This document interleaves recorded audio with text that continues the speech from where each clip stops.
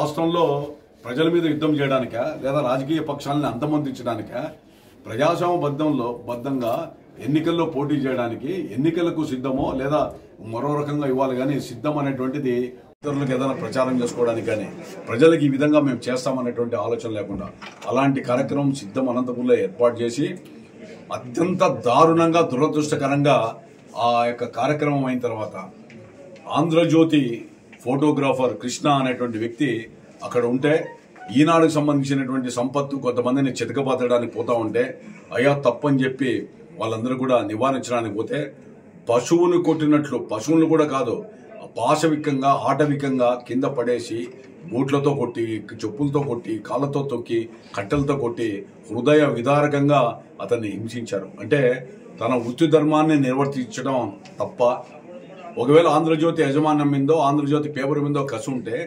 రాజకీయంగానో లేదా మీరు అడ్వర్టైజ్మెంట్ లేకుండా రకరకాలుగా ఇబ్బందులు పెట్టేటువంటి కోణంలో ప్రయత్నం చేస్తూనే ఉన్నారు.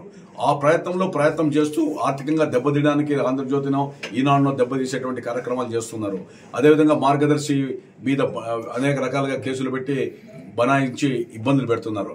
మరి దాంట్లో కేవలం పొట్టకుట్టు కోసం వృత్తి ధర్మాన్ని నిర్వర్తించే వ్యక్తిని భయానకంగా అంటే అతి దారుణంగా హింసించడం అనేటువంటిది ఏ పార్టీది అంటే రాష్ట్రంలో ఎవరినైనా మేము కొడతాం, ఎవరినైనా హింసిస్తాం, భౌతికంగా దాడి చేస్తాం, అవసరం వస్తే మిమ్మల్ని ఏమైనా అంతమందిస్తాం అనేటువంటి సంకేతాలు ఇచ్చే రీతిలో ముఖ్యమంత్రి గారి ప్రకటనలు కానీ ఆ జగన్మోహన్ రెడ్డి గారి యొక్క వ్యవహార శైలి కానీ ఉందని దానికి ప్రత్యక్ష దర్పణం ఈరోజు రాప్తాడ్ ప్రాంతంలో జరగడం అనేటువంటిది. అంటే పోలీసులు చివరికి ఎవరు అడ్డుపడి వదిలేసినటువంటి సంఘటన. అంటే జగన్మోహన్ రెడ్డి గారికి ఒకటి ఆలోచించండి, గతంలో తెలుగుదేశం పార్టీ అధికారంలో ఉన్నప్పుడు కానీ లేదా ఇతర పార్టీల అధికారంలో ఉన్నప్పుడు కానీ రాష్ట్రంలో ఎక్కడైనా సాక్షి విలేకరిని ఒక సభకు వస్తే ఇట్లా చిదగబాదినటువంటి సంఘటన ఒక్కదైనా ఉందా? ఆత్మవిమర్శనం చేసుకోండి జగన్మోహన్ రెడ్డి గారు. ఇట్లాంటి అంటే మీ సాక్షి విలేకరులను ఏదైనా సమావేశాలకి బహిష్కరించచ్చు కానీ భౌతికంగా దాడి చేసి సభల్లో సాక్షి ఫోటోగ్రాఫర్లను సాక్షి వీడియోగ్రాఫర్లను కొట్టిన ఒక్క సంఘటన మచ్చుతున్నగా గత 5 ఏళ్లలో చూపించగలవా? అంటే అధినాయకుడు ఆ పార్టీలో కానీ ఆ పార్టీలో నేర్పేటువంటి విధానం కానీ తెలుగుదేశం పార్టీలో ఈ విధమైనటువంటి సంస్కృతి ఎప్పుడు కూడా ప్రోత్సహించలేదు, ఇలాంటి సంస్కృతిని నేర్పలేదు.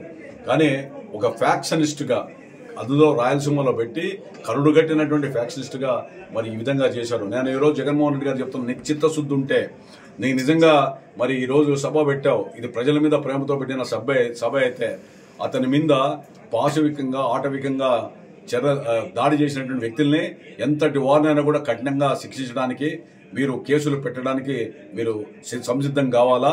దానికి సిద్ధం కాండి.